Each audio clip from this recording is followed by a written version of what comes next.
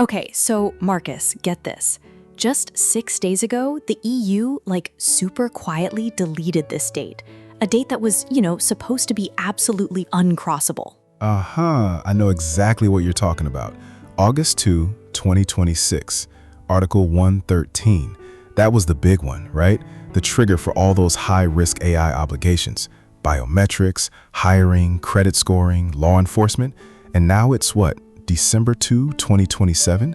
16 extra months for those systems to just run, I guess, without that audit layer Brussels basically promised us. Exactly. And here's what doesn't quite fit for me, honestly. The Commission's still out there saying the rules are coming. Reuters this morning even called it an inevitable wall. You've got the Kalshi contract on enforcement by July 1st. It's trading at 62 cents. The institutional narrative, it's pricing 85% confidence. But the market, it's 62. That's like 23 points of separation, Marcus. Wow, that's a huge separation. Right? And most analysts, they're just reading this as a delay, but it really isn't. A delay is, a wall that hasn't been built yet. This is a wall that got renegotiated into a thermostat. Totally different mechanism, totally different consequence. And almost no one outside the regulatory bar is naming it that way. So by the end of this, though, what should we be looking for? What's the one thing you tell people to watch? Just one thing. The European Parliament plenary calendar. The moment they publish the omnibus vote date, you'll know if the conversion locks in or snaps back. The Kalshi contract, that moves first.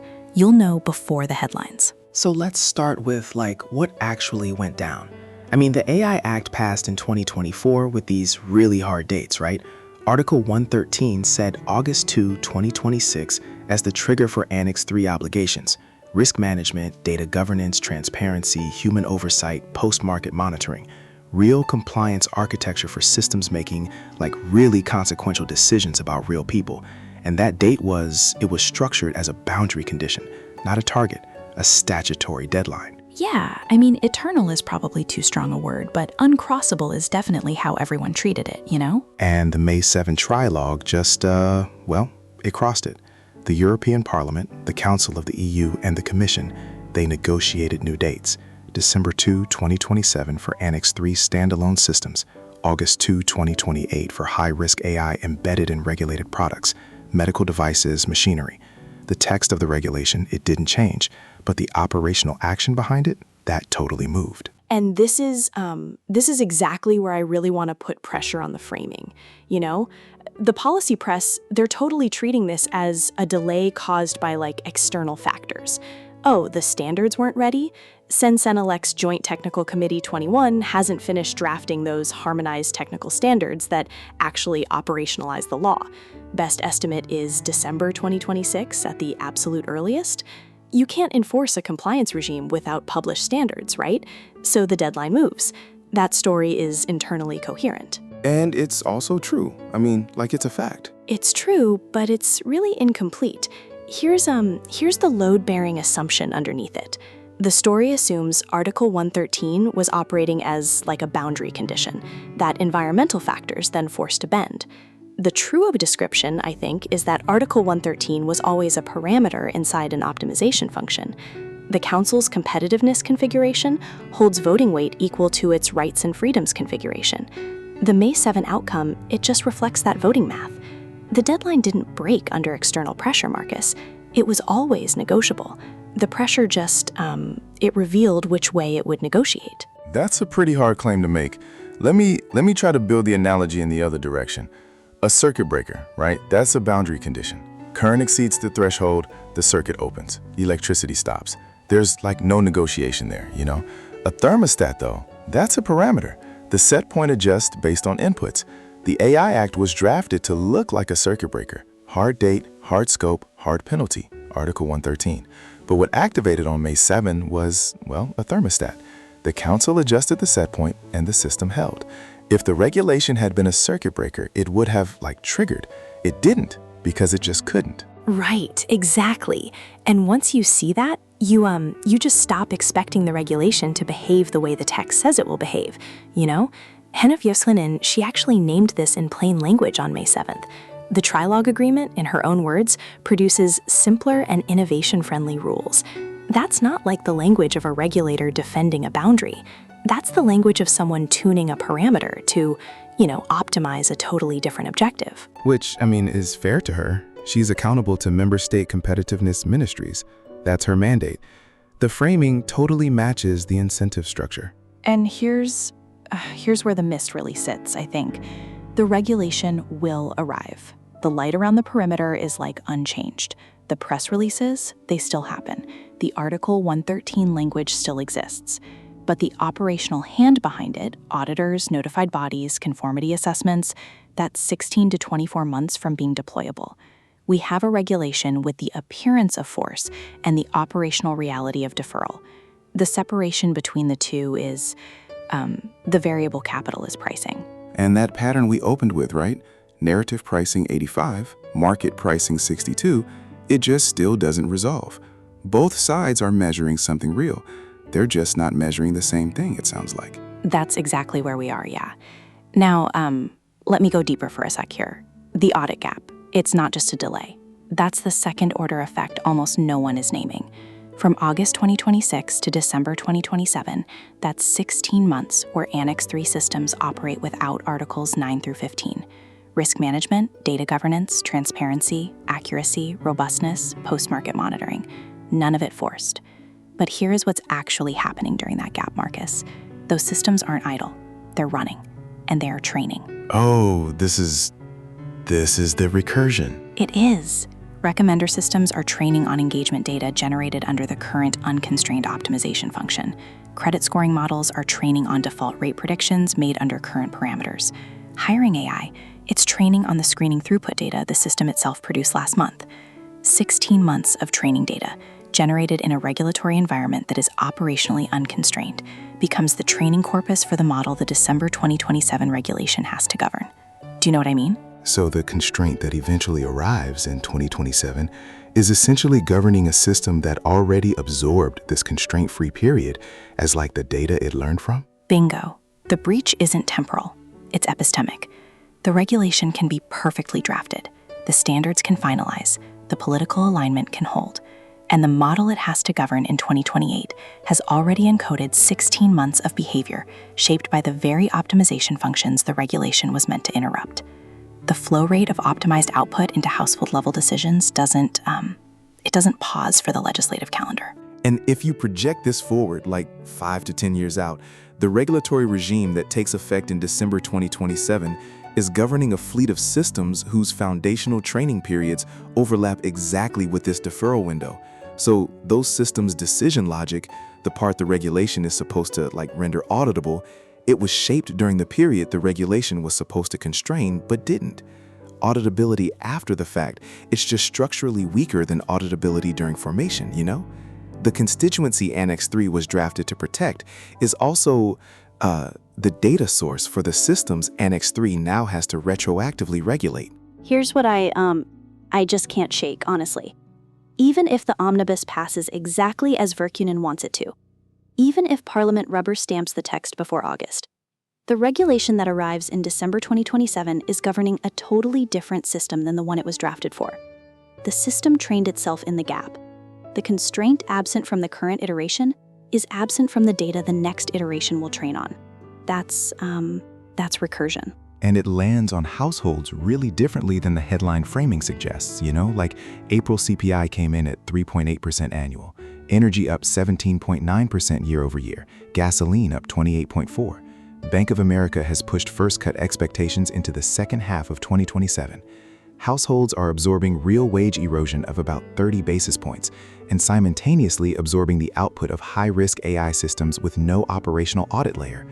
The same fiscal pressure that pulled regulatory attention away from AI enforcement is like the pressure these same households are bearing. It's wild. Which is the connection most analysts will not make.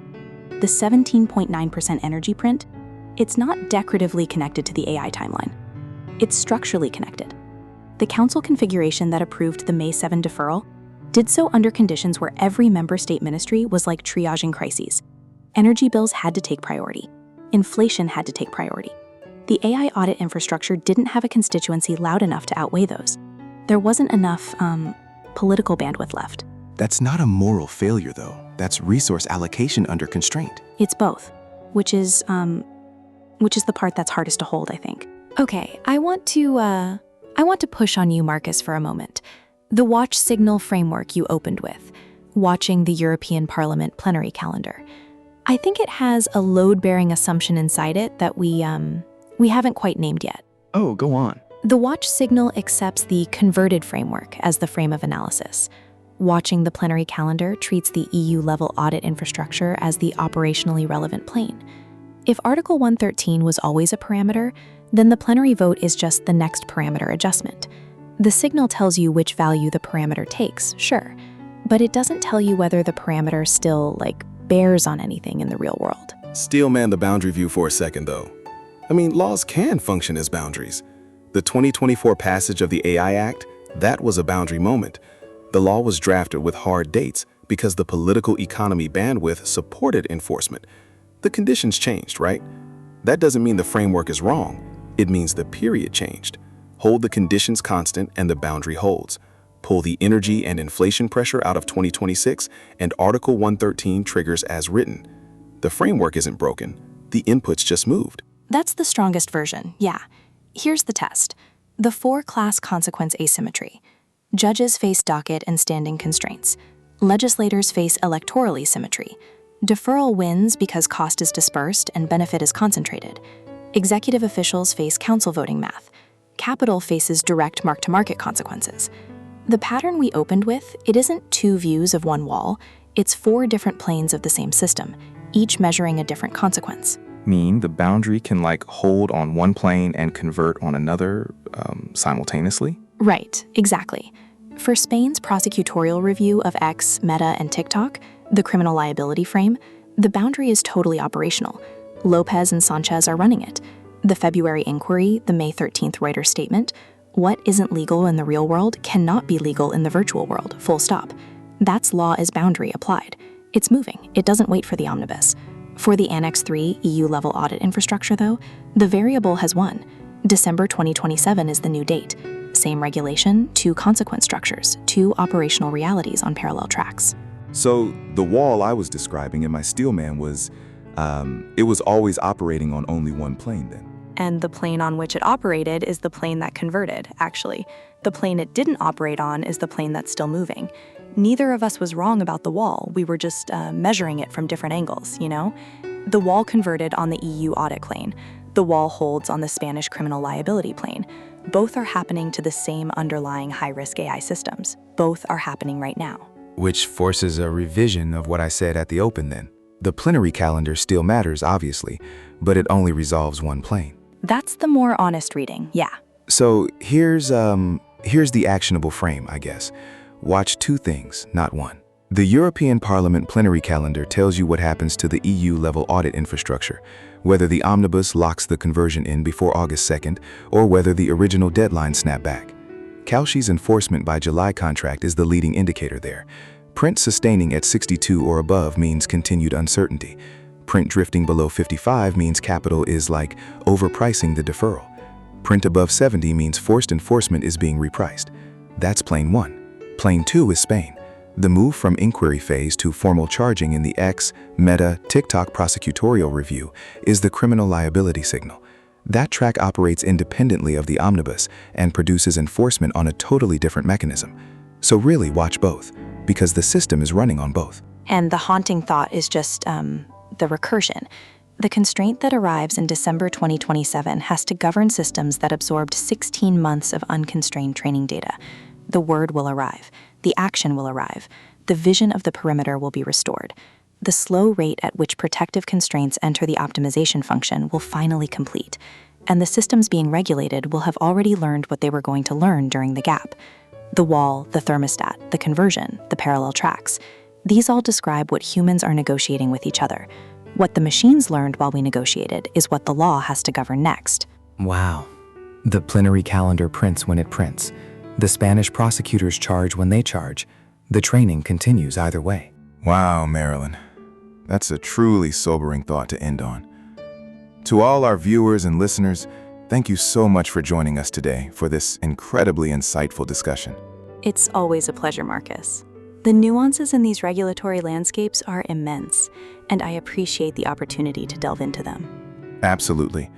If you found this conversation valuable, please take a moment to like this episode, leave a comment with your thoughts, share it with your network, and most importantly, subscribe to help our network grow and bring you more in-depth analyses like this. Your support truly makes a difference. Yes, we encourage you to stay engaged with these topics. The dynamics we discussed today have real-world implications that will unfold over the coming months and years. Indeed, we'll continue to track these developments closely. Until next time, stay informed.